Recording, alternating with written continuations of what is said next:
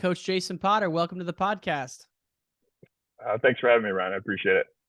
Now, everyone knows I'm a homer for Illinois wrestling, and we have the reigning defending team state champs. Jason, you're the head coach for St. Charles. First time winning the team state title this year. Congratulations. Talk us through that tournament, man, because I just remember seeing highlights of that Mount Carmel duel, and then there was like a pin at the end. Like, maybe we should start with like the sectionals. Like, did you have to get through anyone tough just to get to the state?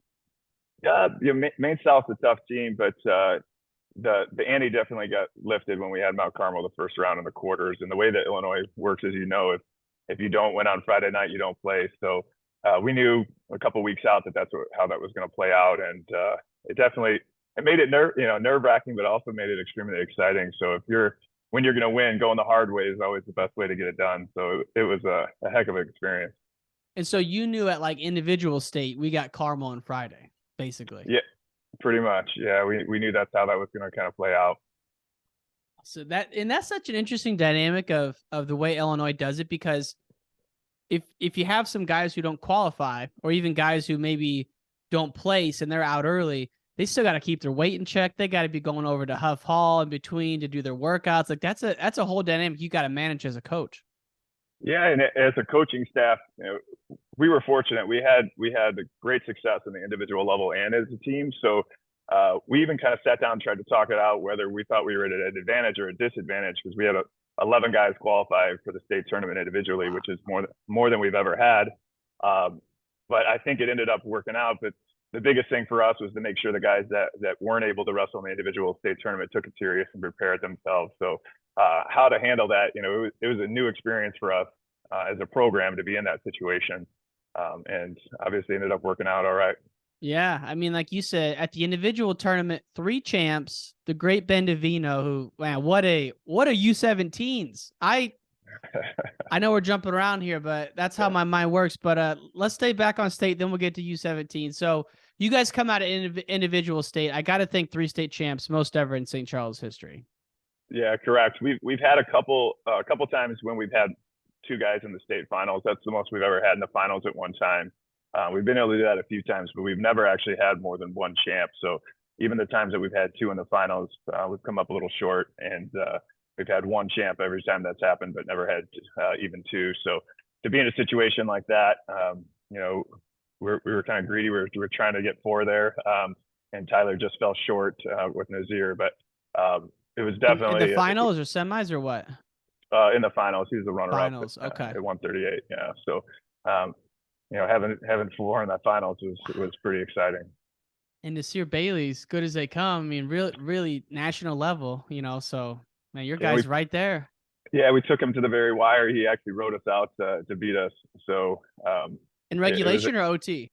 In regulation, but wow. Okay. Yeah, so he fell a little short, but I think Tyler demonstrated that he's one of the top guys, and I know he was disappointed he didn't win it, but I think he put himself into consideration as one of the top guys, not only in Illinois but in the country at that weight. So we were still excited for him.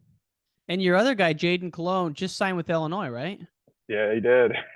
Wow. Yeah, we're excited about that. Being in the line, it was cool to see him. He's my first wrestler to go on and wrestle there. So I'm excited to have somebody come through our program and end up down there. So the Poetas will start shipping you steaks again now, huh? Yeah, let's hope so. Can we get that in writing? Yeah, seriously. I've never gotten one to this state. That Coach Poeta, if you're listening. But no, that's awesome. And I didn't realize he was another program, but he was all, state champ there, runner up at Fargo. I mean, world team. I mean, you guys are loaded. Yeah, he definitely has some pedigree. So this is his first year with us. He moved to St. Charles just over a year ago, I guess would be. But yeah, we were excited when he moved to St. Charles. We knew we were going to have something special, and we were excited to work with him. So he wanted it in 2A with Montini, and then he bumped, came over to 3A this year, and was able to get it done, and against a very good opponent. So it was exciting for him. Now in the 3A landscape, you got you guys, you got Marmion, you got Mount Carmel. Are there other teams? Obviously, Joliet Catholic too. I don't want to leave those guys out. They're unbelievable. Are those like right now kind of the group of 4 teams that are going out of state and going to some of these bigger national tournaments, like top 30 rankings, or am I missing any? Yeah, those are the ones that, you get there and then you look over your shoulder and you see a couple other programs that you recognize, but those are the big ones that have traveled out.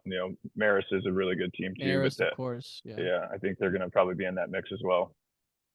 Yeah, no, it's just exciting to see that many good teams. And when you get back to that team tournament, so am I correct in my memory of this? Hold me accountable here, but my memory of a video I watched, were you guys down a couple early, or the match, like the guy had to pin? Like, what was the scenario at the end there?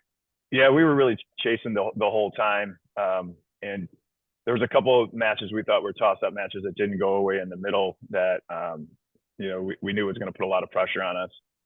We had preached going into that whole weekend, and this is probably consistent across, all good duels, but how much the bonus points are going to come into play. And, for us, our big guns needed to get us bonus points, but I think it gets overlooked at how important the other guys are in making sure that they shave off those points. And we were very fortunate. Our other guys wrestled really well. They were really selfless and took their role as the team player in those situations and didn't necessarily risk giving up something that they knew we couldn't risk as a team. So that's kind of the beauty of wrestling, is that we have almost like these two sports going on at once, right? When it's individual, you let it all fly and you're wrestling for yourself. And then when you get to the team side of things, it's just a different way of approaching even matches in particular. So it was huge. We were chasing the whole time till it kind of got there towards the end. Wow. And did it's no disrespect to the Mount Carmel wrestlers, I don't follow it that closely, but I do know the name Mendoza. I know that kid's a stud. Did he wrestle any of your hammers, or he was kind of in between there? No, he did, and he actually bumped up to wrestle AJ Marino, my 20-pounder. Wow. So AJ took third at 20, but Seth's a stud, and we knew even to that we're probably a little bit of an underdog. But AJ just keeps coming. So the matchup, I think, actually ended up kind of being in our favor. Seth's known to kind of, especially in his matches where he needs bonus points, to really wear people down with his pace. So AJ was able to kind of weather that and stick it, because AJ wrestles kind of with a similar pace. So he was there. Sergio is also one of their big hammers, and Kelly as well. So those they've got the names and the firepower in their lineup as well. And we knew that they were there, and we knew where our guys were. It was kind of everywhere else that things were going to get really, really interesting. And they won more matches. It's one of those weird duels where they won more matches than we did. But our guys took the dual meet approach to heart, and were able to shave points when we needed to. And then, when it came around towards the end to our 220-pounder, who was outmatched, he had a state place winner, and he went out there and battled and didn't give up bonus points. And that was the point, I think, kind of the turning point where we're like, all right, well, there's going to be a lot of pressure on my big guy, Austin Barrett, but he was ready for the challenge. And there was a point during that match, it was kind of funny, where we're yelling at him that he needed to pin him, and he just stopped wrestling. He's like, yeah, coach, I know, I'm gonna pin him. Like, as he was wrestling, he was kind of yelling at our corner to be quiet. So that was kind of funny, but he knew his role. And for a kid that's only wrestling, he had to pin to give Dom an opportunity to pin as well. And we felt pretty confident. We'll talk about Munaretto, I'm sure, but he very few people. I mean, he only went the distance twice this year in his matches in Illinois. So not many people can last an entire match with him. So we felt pretty confident that Dom would get the fall or get the bonus when we needed it. So Austin knew that his match was the one that had to go down like that. And as soon as he got his body lock and the kid was kind of backing up to the out of bounds, and he was able to turn him and put him back towards the center, you can see our bench starts getting really excited. That's where he wants to be. You had to have, before that to even happen, you had to have one of your guys keep it to a decision against a placer. Yeah. And then you had to have your big guy get a pin just to set up. Is it Munaretto? Munaretto. Yeah. Killer, by the way. I love that. Love watching that kid. Wait, so is he a freshman? He is. He only went the distance twice as a freshman. As a freshman in Illinois. In Illinois. Yeah. He had a couple Ironman matches that went against some out-of-state guys that did. But yeah. Oh my God, that's crazy. And then, I mean, I was looking up your resume. You were wrestling in the 90s during the great tradition of Illinois wrestling, before another great tradition. But I mean, those brackets back then, I mean, crazy. And Mount Carmel, that's that era, right? So you grew up with Mount Carmel as like the studs, and so there's a lot of tradition there. Yeah, so I was probably, I want to call it the tail end of Mount Carmel because they were still pretty powerful when I was there. But I was kind of the changing of the guard as far as team were that Mount Carmel was, the all through the 90s and kind of towards the late end of the 90s. That's kind of when Providence Providence kind went of on their run. they kind of went on their run. But Mount Carmel was definitely a program that I've always been aware of. From when I was a kid watching high school wrestling. That's you watch TJ and all those guys and kind of coming up. So I was definitely aware of them. That's right. I forgot that. Was it 96 when they canceled state and Mount Carmel's never won a title or didn't win again for a long time? Because I'm sorry, I'm off track here, but I'm just, right. I did a piece on Tony Davis and he didn't wrestle his senior year in high school, which is insane. And TJ went on to win his fourth. I think it was 96 though. Then they never had the team state that year. And then, everything kind of broke up after that. So, yeah, it would have been Providence because you won state in 98 and 99, correct? Correct. Yeah. Okay. It's an individual. Individual. Yeah. So and you go ahead. Yeah. I was gonna say Providence, their first their giant run was 97. And, that one stings a little bit because that was previous to this year, was the best team ever to kind of come through St. Charles. We took third that year as a team. That's the only other trophy we had, but oh wow! We thought we were the best that year, and they nipped us in the semifinals. Yeah, so I didn't know that. There's a little history there. Not that that's haunted me for that long. So not that you remembered or anything, huh? Yeah, right. So, oh wow, because a lot of your teammates at Illinois were Providence guys, I'm sure, right? Yeah, yes, they were. So. Like quite a few of them that era, because. Yeah. So Brian would have been Glenn would have been a freshman that's in '97. Yeah. So and I was a sophomore, but yeah. So they got us. Now, quarterfinals. So that's on a Friday night now at Team State. Correct. I didn't know that. So when they it used to be Saturday morning we'd wrestle 3 times in one day, but I believe it's when they started doing the individual girls tournament they expanded it, so they switched it to a 2-day tournament. What's the structure for the girls tournament? Friday and Saturday, or? I believe so. Yeah, I don't think they start on Thursday, so they were wrestling when we got down there on Friday. Okay. So Saturday, you're getting in there, winning the semis. Now Saturday night, I'm just gonna take a guess here, based on proximity alone. Marmion and St. Charles can't be too friendly. Is there some heat there? There is, yeah. Yeah, I was hoping you wouldn't bring that up, but yeah, there's a little bit there. Yeah, there's definitely the rivalry aspect of it too. Yeah, it's there. I mean, how close are the two schools? I really don't know. Close enough. So, 10 minutes, 15 minutes tops. And you meet in the state finals of the 3A tournament. That's crazy. Yeah, and if you look at their lineup, probably half their team is from St. Charles. So I mean, if you really consider how many kids, we go. Here, yeah. if you really, which it's great for our town that we're producing that many top level wrestlers, but it definitely added something to it. I'd be lying if I said it didn't. Did you wrestle those guys during the year? No, this year we did not. Okay. Traditionally we have, but yeah, that duel did not happen this year. We'll leave it at that. But I'm starting to see what people mean here, because I was asking around a little bit about the rivalries and what's going on. So, wow. So you guys meet in the state finals, and does that one come down to the wire as well? It did. It came down to the last match. So, yeah, for me it was obviously kind of fairy tale how it played out, but yeah, it was intense to say the least. Wow, last match. What was the scenario? Like, did your guy have to win or what? Yeah, so it came down to 120. They ended up forfeiting at 106 to Dom and bumping. So then my 13-pounder, who'd been out the majority of the year, had wrestled Nicholas Garcia at 13 because Nicholas bumped up, and then their 13-pounder bumped up to 20 because their 20-pounder was out. So he ended up coming down to AJ Marino at 120. Got it. Wow. And then it's just like, did the team, to get a good team together is so hard. It takes so many moving pieces. And it's like to bring one back to the place you wrestled at is even more special, I'm sure. I mean, that had to be a pretty cool experience. It's, to be honest, it was a kind of my dream for a long time. I think, we've already kind of mentioned 97, but just being honest, like that haunted me. And, when I was, 15, 16 years old, and, I'm part of this great program at the time. And, I kind of took it for granted. I'm like, we thought we were the best. We were trying to win a state title, but when it didn't happen in my head, I was like, oh, we'll just win it next year.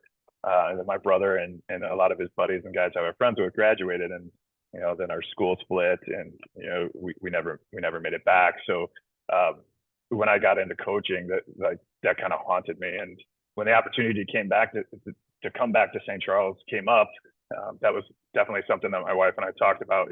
One of the reasons I got into coaching was to win a state title, and in the back of my head, I was always St. Charles where I wanted to win it. I came back, I live here, I'm raising my family here.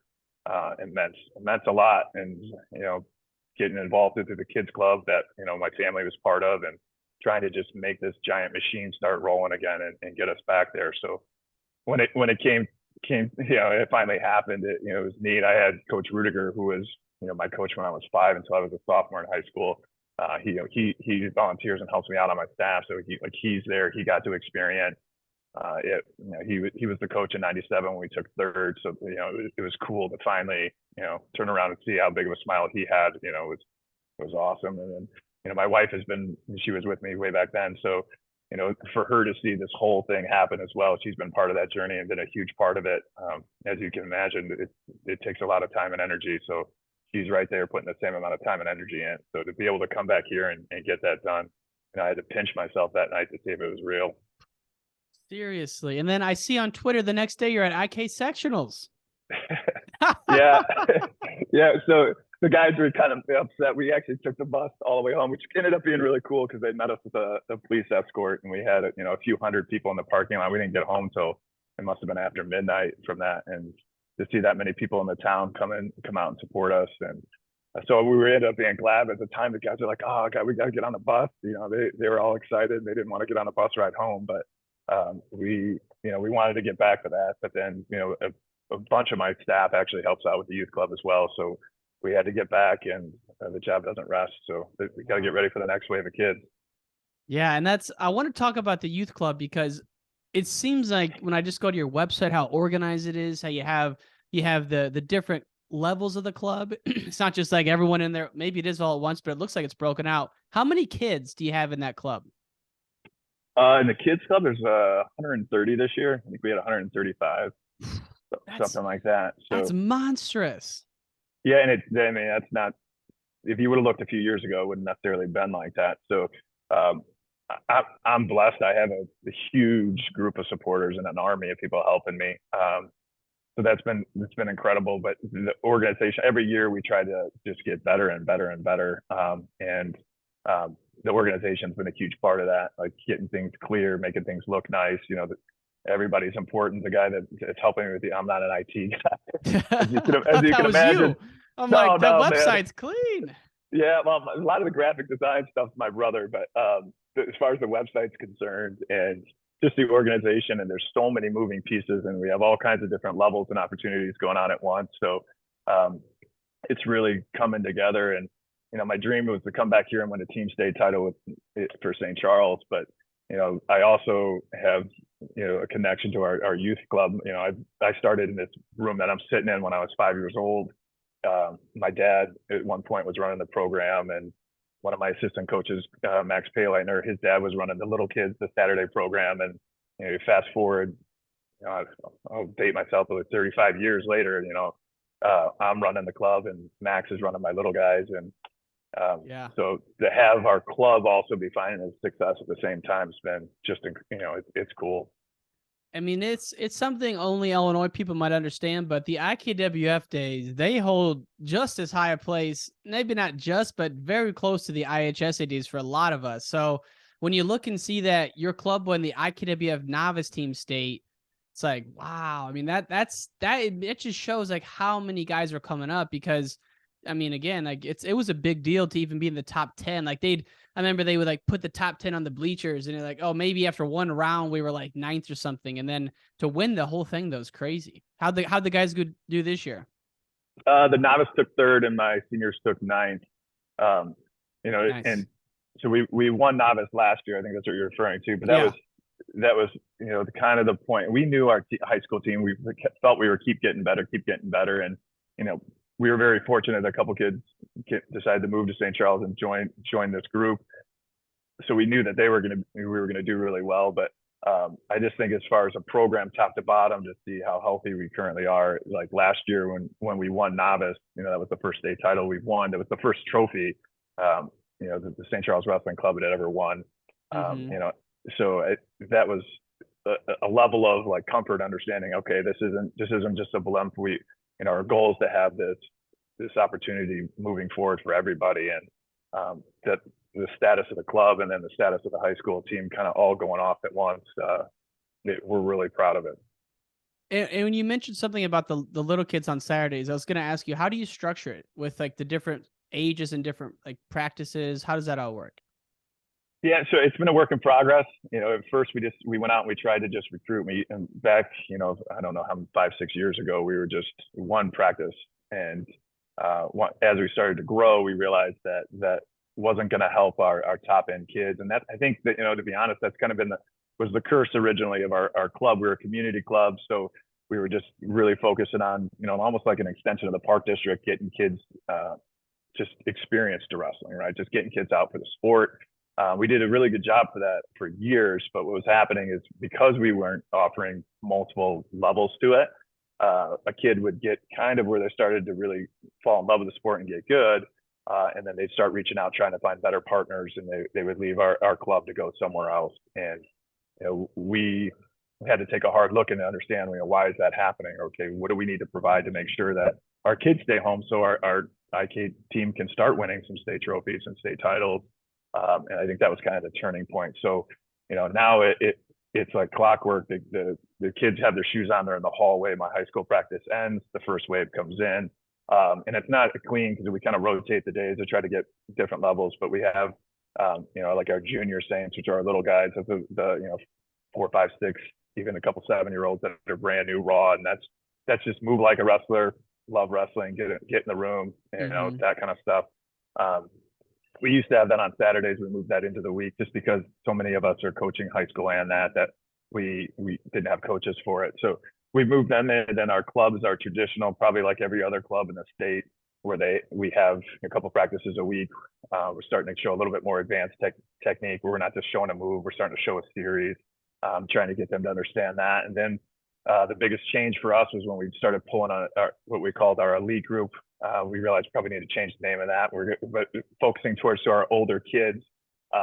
And then that's where we started kind of training them more like they already were in high school. So now it's kind of a badge of honor if you can get in that group. High level technique, but also the intensity goes up, the expectations go up. And that's the group that right around the start, right before COVID, we started, traveling with those guys, taking them out of the state, taking them to higher level competitions, and success there made those club kids want to become part of that, and kind of just kept pushing the envelope over and over again. So, during the winter, we run 3 practices a night. We have my high school guys after school, then either the club or the junior saints, and then our elite guys come in afterwards. So they're long days, for me and my staff who work all of them. But you coach all of them. Yeah, a couple days a week. Yeah, a few days a week. So wow, it's just like the time commitment. Wrestling coaches know, but it's like most people's job gets done at like 4 o'clock and you're exhausted. You're probably not even getting home till 9, 10 o'clock at night.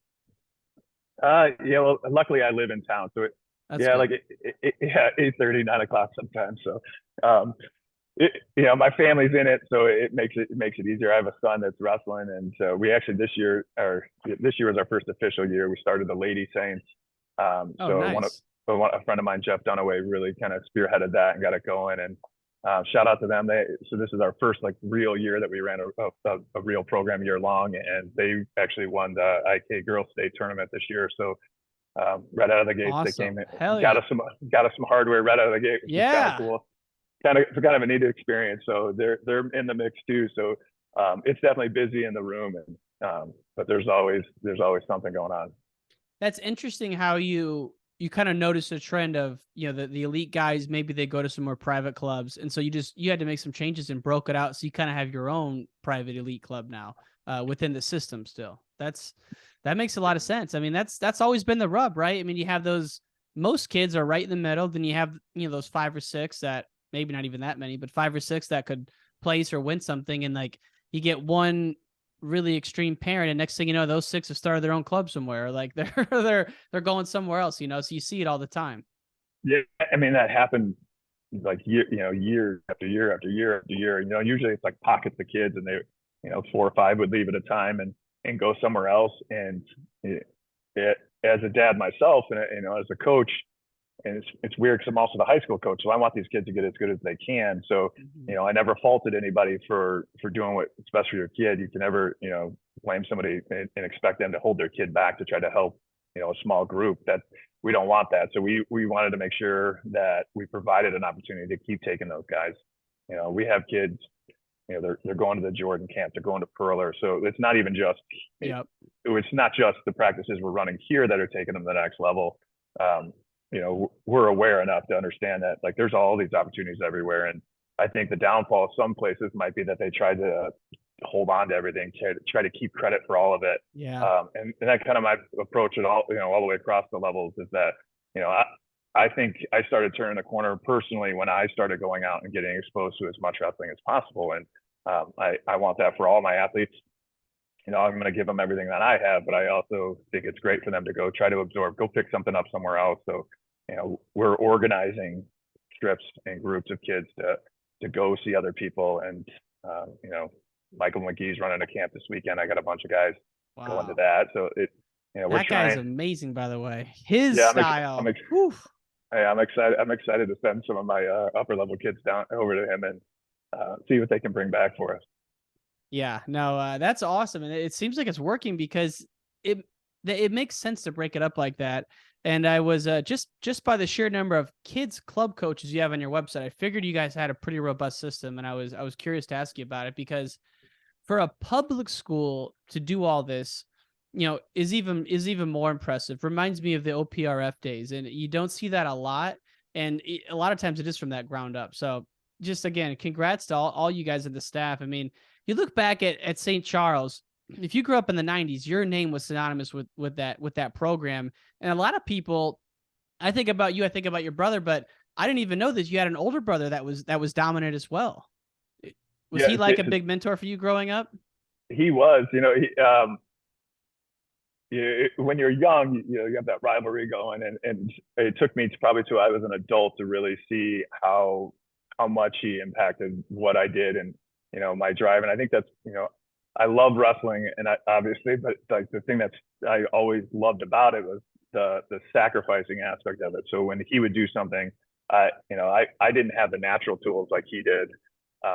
Naturally, he's just very gifted. He was always built. In 8th grade, he looked like he was a grown man. So looking back, it pushed me to work even harder. And, I had to really focus on the technical side of the sport in order to try to improve. So if you look at the 3 of us, it's kind of one, we don't think we really look alike. Maybe David and I do, like in the face, but our styles, our bodies, they're drastically different. And ironically, so are our wrestling styles. So, it's really bizarre to have 3 brothers that came up that were pretty successful, but we don't wrestle like each other. So that is interesting. It's very odd. Yeah. I mean, I was going through old brackets this morning. He had like 1 loss during the regular season during his last 2 years.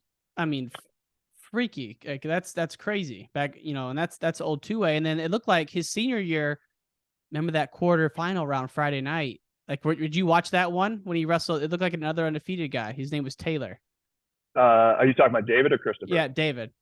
David. Yeah, I was there. So I was a sophomore when he was a senior. So we were both in the tournament wrestling, but yeah, it kind of, I think it haunts me more than I think it haunts him. But he was ranked number 1 most that year, and I don't want to make an excuse for him, but he got back. He kind of hurt himself in the sectional final, so that the week before, so he didn't wrestle all week, and then going out there, and being his brother and spending so much time in the room, so much time around wrestling with him, like I knew he wasn't 100%. I could tell by just the way he was wrestling. So it was heartbreaking for me to see him fall short. But again, like in retrospect, I think that was another opportunity to light a fire under me. Like he was supposed to win the 171-pound weight class that year.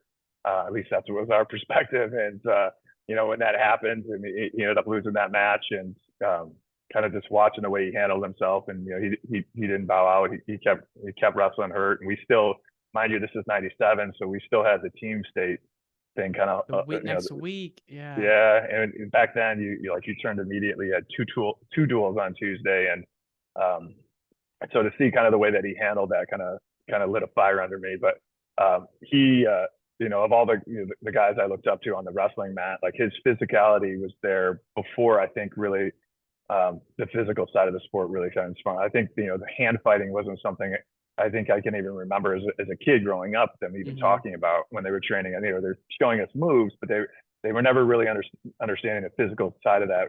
How you put your hands there is just as important as where you put your hands. So the thing with David is that he was just a specimen, and he was physical. So he used to like almost beat you up just as much, take you down. So so he was pretty dominant. So watching, he took third as a junior. That was back. He was in that bracket with Nate Patrick and Pat Cork, who ended up being two teammates of mine at U of I. So that was kind of interesting that it ended up that way. But I saw that. I'm like, geez, that bracket was crazy.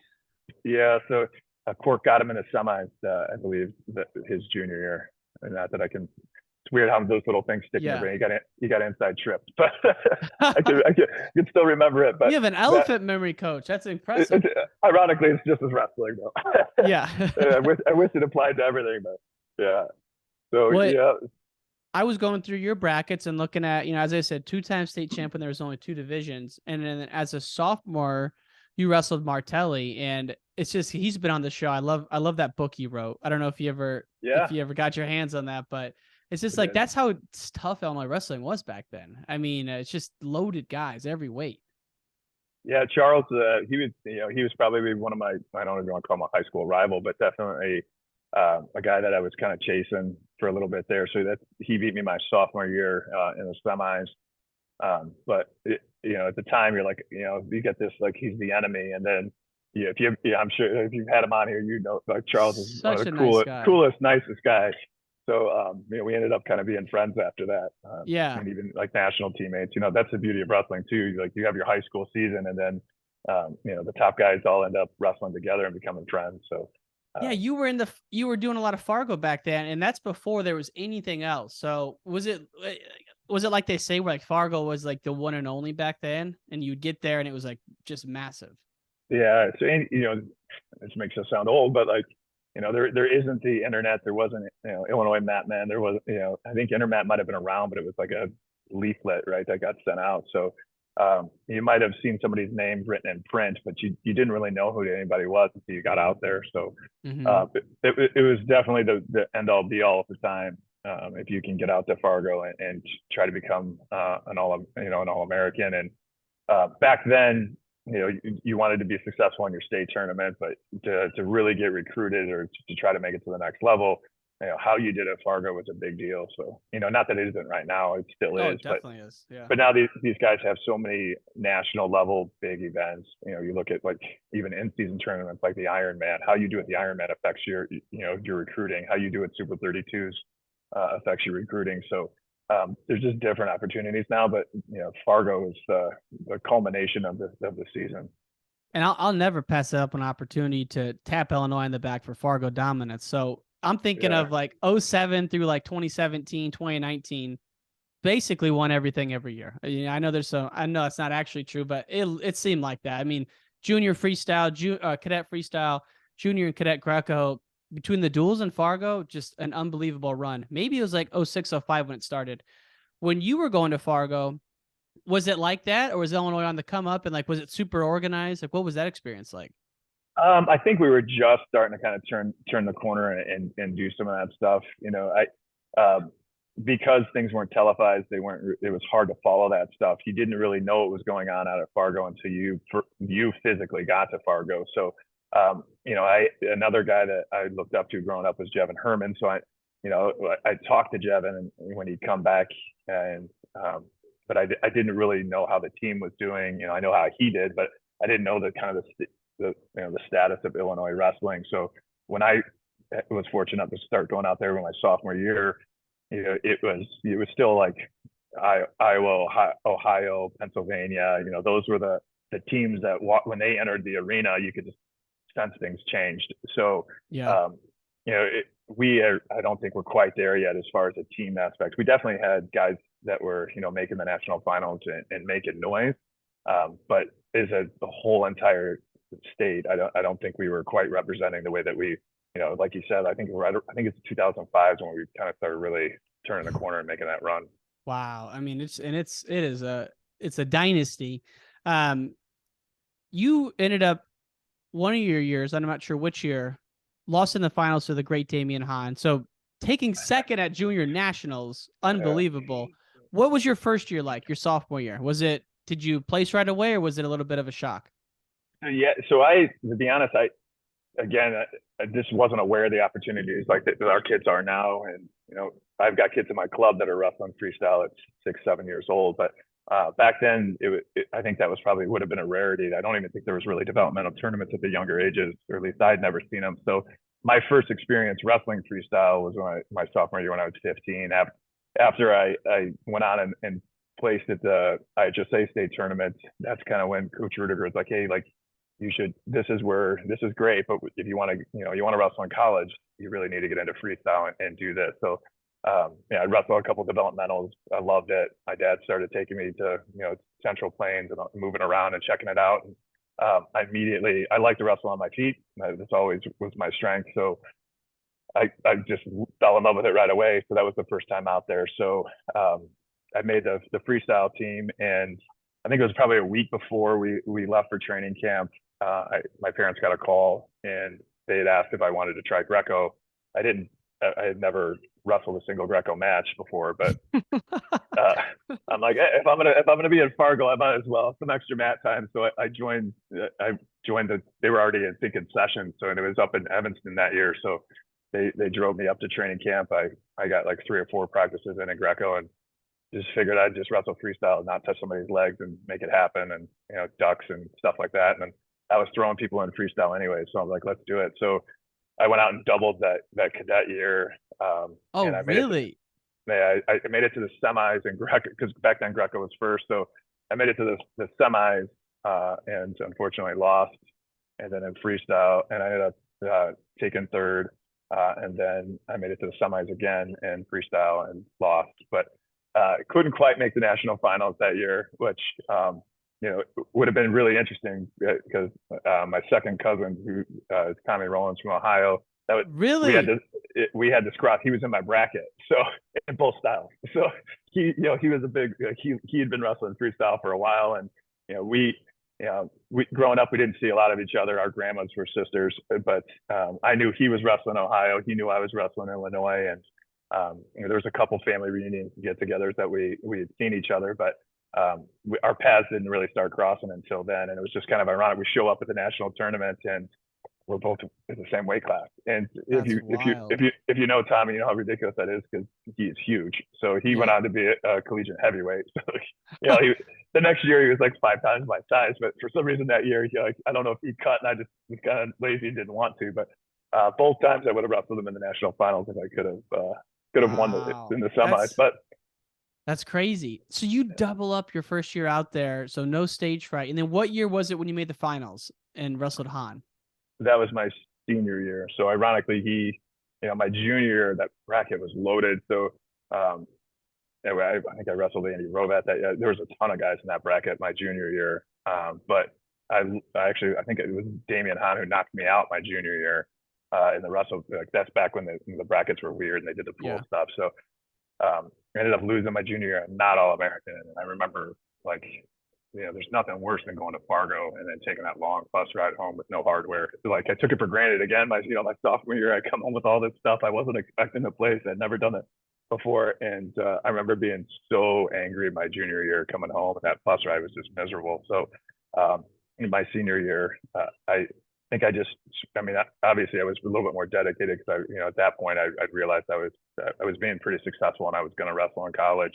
And I set some really high goals. So I trained a lot harder for freestyle. I switched over a lot quicker, didn't take any time off. And, my goal was to beat him and to win a national title. And I made it to the finals, but unfortunately he got me again.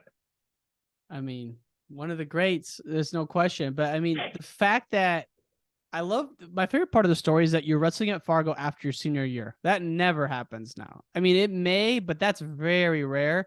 And back then, it seems like if you read Ben Askren's book, same thing. He went to Fargo after senior year too.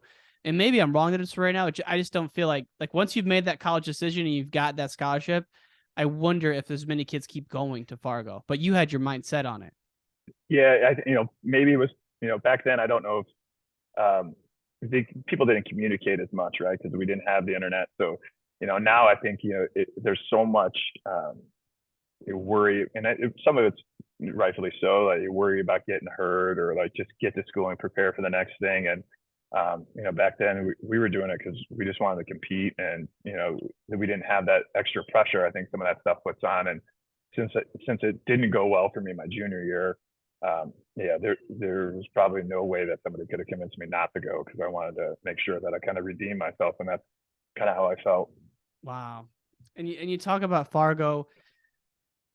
Your team put a Fargo champ on, or put a guy on the podium last year. Ben Davino won it. And we talked about earlier, you have a really deep program, really huge kids program, and it's becoming an oiled machine. But every program has to have their stars, and Ben Davino might be the star in all of Illinois. Well, definitely right now. I mean, U17 World Team member. I mean, what's his story? I know nothing about him. I just been following him for about 2 years now. Yeah, so he, kind of ironically, kind of what we talked about earlier with the kids club. He started in our kids club, and my first year when I came back to St. Charles, the priority number one when I came back to teach and coach here was, obviously the high school comes first. That was my main job. That's the reason I came back. So I didn't jump into the kids club immediately. I wanted to make sure that my attention was put on the high school program and making sure that it was in a position that I felt comfortable. But he was in our kids club when I got here. So I kind of just to get my feet wet, again, started, going to some of the stuff, meeting some of the dads. And he, I might be off here by a year or two, but he was like 5 or 6 years old. He was little, just coming out for the sport. And even back then, he was an absolute hammer. So I'm like, man, this is going to be awesome. Here's this little kid. And, there was probably 4 or 5 of them that were like very impressive, and you got to take it with a grain of salt. Like, the most aggressive tot usually is the best tot, right? So all of those kids don't necessarily pan out, but there's just kind of something special about him. And he was one of those situations where there was nobody in my room, even at that age, that could keep up with him. The program, our kids club, and I don't fault his parents, and it turned out great for me anyways. But yeah, exactly. They had to move on. So some of the dads, right when I got here, kind of just gutted the program as far as the IK, and they left to go somewhere else who was more established, and their kids club program was kind of firing off. So, fortunately, they stayed and lived in the area, and I had a good relationship with his dad. I didn't fault his dad for doing what he did. He was doing what we thought was best, and turns out it was what was best. Just being completely honest for his son. So I kind of kept in touch with him, and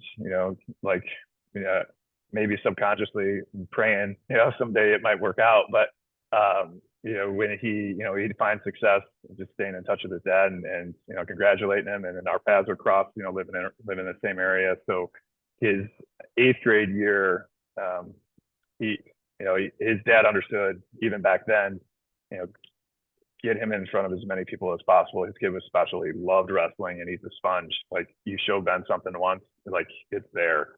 And he's so creative with it. So his dad was trying to get him in front of as many people as possible. And, at that point I was like, hey, if you're looking to train a little bit, like I've got a couple kids, but more importantly, I'd be happy to work with you. So, we worked together a little bit when he was in 8th grade. And what he do in IKWF? Just kill people or what? Yeah, well, yeah. So I guess everybody has that story that kind of drives you. So he You know, he was wrestling at the time for FDN, but I think he won it in 6th grade, and then in 7th grade, Seth Mendoza beat him in the final. Whoa. That And was a final? that was a state final. Oh my Yeah. God. So, and you know, beat him pretty handedly actually. And you know, his dad Mark loves telling that story because he loves, you know, just poking at Ben, but lost. And instead of kind of pouting, I think that was another thing that like he realized he wanted to change after that. So going into his 8th grade year, and that 8th grade year, it ended up being COVID. So Okay. he at that point he had started kind of doing more national than he did local anyways. And we started working a little bit together. And, you know, fortunately he started kind of for the first time kind of getting over the hump on the national level.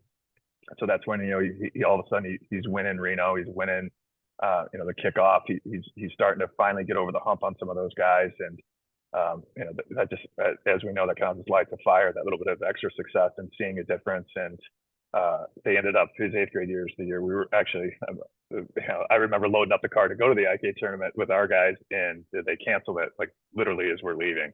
Mm-hmm. So he didn't get to wrestle in the IK. His 8th grade year got canceled. So Okay. But and then at that point, basically decided to come to St. Charles, or was it like kind of when did you find out? So it was probably shortly after that. You know, his dad was very transparent and upfront. You know, he's leaving his door wide open. He wasn't going to make a decision. They were just going to kind of play it by ear and see what he felt at the end of the year, and he was going to leave it up to Ben. And I don't remember the exact time it was, but I remember Ben kind of reaching out and being like, "Hey, I'm gonna stay public, and I'm gonna come to St. Charles." So obviously, really exciting. Awesome. You know, from our conversations at the time, I'm like, man, wherever you go, you know, you're going to be a 4-timer. You know, and I think, you know, in the 8th grader, you probably like hearing that, but you don't really believe it. And you know, it didn't take him long to really realize that something was different. And like I knew something was different because when I'm breaking film down for him when he's in 8th grade and trying to, you know, these national level guys talking about like different strategies to beat him, I'm like, hey, like this kid does this, you can do that. And he's like, yeah. And he's like, I also saw that he does this and I could do that. And I'm like, wow, like as an 8th grader, he was already thinking at a level that some of my elite high school kids were trying to break film down and watching it. And I knew he was going to be special. I mean, and to win the U17 nationals, this is I don't say new, but within the last 10 years, a new importance on it. And I mean, FILA Cadets at Northwestern was always a big deal, but the world team really didn't mean anything. So it wasn't like, to me, I still feel like Fargo was bigger. But now this tournament is crazy. You look at, you know, everyone knows Bo Bassett, and I'm a huge fan of watching him, and he's a huge motivation. He goes down in like the round of 16, maybe, or the quarters to the kid from Gilroy. And it's like, that's the same bracket. Am I right? As Ben? Or is it no, one up? Ben is one higher than he is. One higher. Okay. But it's like those kids, all of those kids in that weight are just so freaking tough. And how did he do at this tournament last year? So he actually ironically lost to Jax in the semifinal last year, and he was winning at the break, the period, and you know, he came back and ended up actually losing the match, and that was a huge like kind of turning point for Ben as far as the freestyle aspect is concerned. I think when that happened, you know, he really didn't like not hitting the top of the podium. So, you know, I saw a shift in him really for the first time getting into freestyle, enjoying freestyle, training it harder. You know, and that loss, I think, drove him to go win, you know, do the work they needed to do to go win Fargo. But, you know, that loss, it was something that he'd been kind of waiting for that rematch. And, you know, we saw the bracket come out and they were split. We were pretty excited. We were thinking you know, we at least were going to have an opportunity to try to get that rematch. And how many matches did you wrestle on that first day? Oh man, Like I don't know. 6? Yeah, I think it was like a ping pong ball going back and forth between him and Dom, but I want to say it was 6. Yeah, it was a busy day, and then, you know, it's really weird because then the shift to the second day, you have the semi, and then you're in the finals. There's not a whole lot of wear and tear that next day, but that day one of that tournament, something like I'd never. That was my first experience going out there for it. Last year, unfortunately, I couldn't go, and it like haunted me. yeah. But talk about like just a if you're a wrestling fan and you like, I'm mad, and my wife and I were talking about whether I was going to bring my son just to even just come watch, not even wrestling it, just to see it. And I'm mad at myself for not taking him because I didn't realize how, like, everywhere you look, I mean, there's mats, there's like 30 some mats in the one room, but like everywhere you look, there's just elite level wrestling. And my son loves the sport, so he loves watching that kind of stuff and appreciates it. So it was a cool experience that I would suggest all your listeners, if you love wrestling, and what better, I mean, it's in Vegas, so that's an extra perk. But yeah, talk about a cool trip. It was phenomenal. Well, let me tell you, the FOMO I had this year for missing this year's U.S. Open is unspeakable, because you had the Senior Open. At first, I thought it was odd how it was on Wednesday, Thursday, but now it makes sense because no, it's on Thursday, Friday. But it makes sense because all you guys are getting in Friday, and so you get to go watch the finals. And so the finals, I heard, was packed. And I mean, were you there for that? Unfortunately, my flight got delayed. Son of a gun, man. I know. It stunk, but and it makes me more upset though, because it's not going to be like that next year, because the U.S. Open for senior is in December, so it's going to be 2 more years until that, and then let's hope they keep the structure the same, so that the senior U.S. Open is as important as it was this year. I like the structure, whereas in years past they had the trials and then final X. So yeah, it was just fun to watch, man. And it's crazy. I'm telling my wife, I'm like, I'm watching the U17 National. She's like, you're watching high schoolers? I'm like, these kids are wrestling like at a high level. I mean, look at Lillidahl. Bassett beat Lillidahl like 2 weeks ago. Lillidahl goes juniors. I mean, not everybody, but smokes a lot of people in that field. Wins it as a high schooler against U20. It's like, these kids are crazy. And I'm not gonna sleep on this. Oh my God, name's escaping right now. Washington stud, Cannon Webster beats Mendoza. Like, and that we were at, I think it was Dom who was coming up after that. So we were on the mat next to it, so I got to see that one up close. Yeah, that was impressive. That's, I mean, I don't say shocking, but I mean, you talk about a college freshman had a better season than Jesse Mendez. I mean, yeah, there's not many. There's not many. Again, I'm sure there are some, but All-American, maybe third, I think. And then Cannon beats him. It's like, man, that's impressive. And then I know your lightweight guy, Dom. He took a third, I believe. Correct. Yeah, he took third. Which is like, dude, even that is like next level. I mean, that's crazy at that. I mean, a lot of those guys are getting so good now, where they're like, a lot of these like upper weight U17, U20 guys, they're skipping high school even their last year. They're just going to like the RTC at their college. I mean, that's the level for those kids. It's crazy. Yeah, it is. And like, taking third at that thing is an insane accomplishment. Insane accomplishment. But if you know Dom, he's obviously not happy and extremely disappointed, which I think has lit a fire under him. But being the returning world champ, I think that stings. And like, the biggest part of that weekend though for him, I'm excited he took third and he came back and he wrestled, but that night happened to make the 6 matches that day, and then happened to make weight on that turnaround to come back. His goal was to win it. The character, I thought that showed of him, you saw it all over the tournament, guys. And when they, I can't win it, I'm out. The fact that it's a qualifying tournament to get somewhere else, and once that ultimate goal gets taken away or you lose it, to still have the character. And it was a stressful moment, whether he was gonna, I think he was 5.5 pounds over, whether he was gonna get the weight off and go, after wrestling 6 matches all day and being that disappointed and that frustrated, and then happen to go at 8 o'clock, 9 o'clock at night and go get that weight off. His best win of the weekend, in my opinion, was beating that scale. And beating the disappointment and the mentality of wanting to throw in the towel and just, whatever, it doesn't matter, I can't make it, to kind of fight back and come and take third. I was insanely proud of him.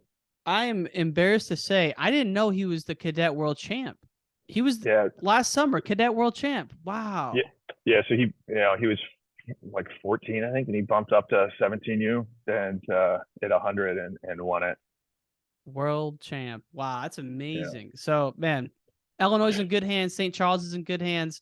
But to your point, I heard from a couple coaches on the floor that they were shocked at the amount of weight these U17 kids are cutting. like for the scratch 2-day weigh-ins and to hold it down. And it's like, and like the world isn't probably till what, like July or August.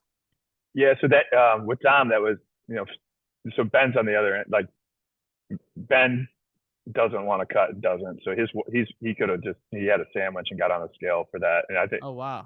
and I've heard some of the critiques. People are worried that he's too small for the weight class, but he just wants to wrestle. He wants to compete, and I think he took the weight cutting side out of it. Dom was kind of a tweener. And we were contemplating whether he was going to go 6 or 13, and he walks around it right around 13, 14. So he ended up kind of cutting down, which, to be honest, for him, it was just his diet.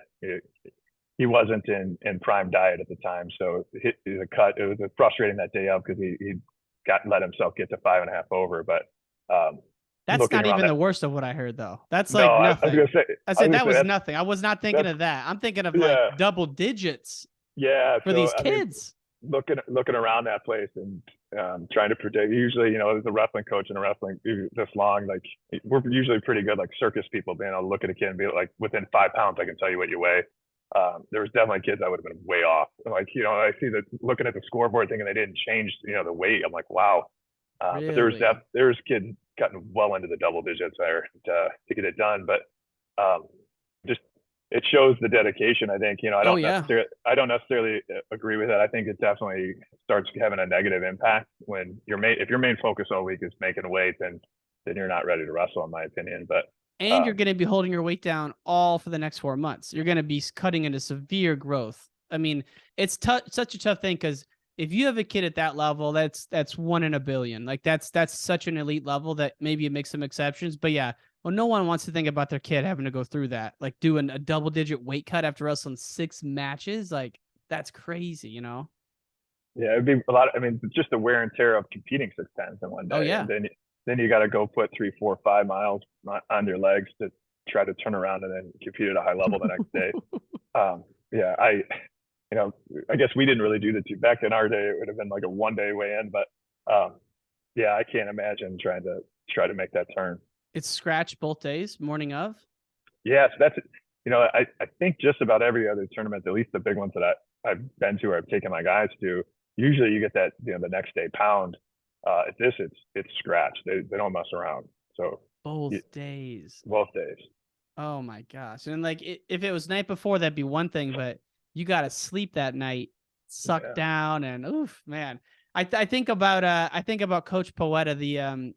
He goes his freshman year at State, loses in the first round, doesn't think he's gonna get pulled back in, and is like eating, smashing food, and his guy pulls him through. And I think he said like he was up till like 6 a.m. or something trying to get it done. It's like we do some crazy things, man, but that's what makes wrestlers. I don't know if that's what makes them, but it just shows you how committed, like you said, these kids are. And it's like, it means that much to them. And it's just amazing to watch how good these guys are. I mean, that guy Cannon Webster wrestled in the finals from PA. My God. I mean, that guy's freakish. I mean, he's in high school too. So it's like, whew, it's going to be fun to watch. The World Trials are coming up this next weekend, then Final X, and then the Worlds. But you got a good group going to. Did Freestyle State just happen? So Freestyle State was last weekend. So okay. We had quite a few guys competing at that, and I think we got even some more this weekend. As Northern Plains. Okay. We'll have even more probably jumping on the second chance. So, what's the is Illinois Freestyle State massive still? This year with like 1,500 kids. They do some of the youth at the same time. So, but that was another really long day. I bet, man. Yeah. I mean, it just goes to show all the dedication you coaches are going through. I mean, it's not for someone like you running a program in the top 25 nationally, you get maybe August off. That's it. Then you're getting ready for Super 32. Yeah, I was gonna say this year, luckily I don't have August, I guess the very first week of August, but I'm hoping to make the trip to Istanbul with Ben. So I think that's the front side of August. So if you're coaching in August, I think that's probably a really good thing though. So I'm not gonna complain. I might have to make a trip to Turkey because that's a good time to go. It's slow during the summer, and I've always heard, going to a world level event, this is like a whole new pride to Team USA. It'll be my first experience with it, so I'm excited. Awesome, man. Well, Coach Potter, I'm so glad we were able to have you on the show, and congrats to the program and all the success. And we wish you nothing but the best, man. Any last words before we sign off? No, I just really appreciate it. But you do incredible things, just not only just for wrestling, but especially as a guy from Illinois and a hometown guy. I appreciate everything you do, and keeping Illinois relevant. We're going to keep hopefully putting out a product to make it, give you something to talk about. But I definitely appreciate what you do for the sport, man. Nothing makes me prouder than to see an Illinois on the U17 or U20 teams, the Fargo success. So I watch it all, man, and I'm so excited about what you guys are developing. And yeah, man, thank you so much for the kind words, and I hope to see you soon at a tournament, Coach. Sounds good. Take care. Take care, man.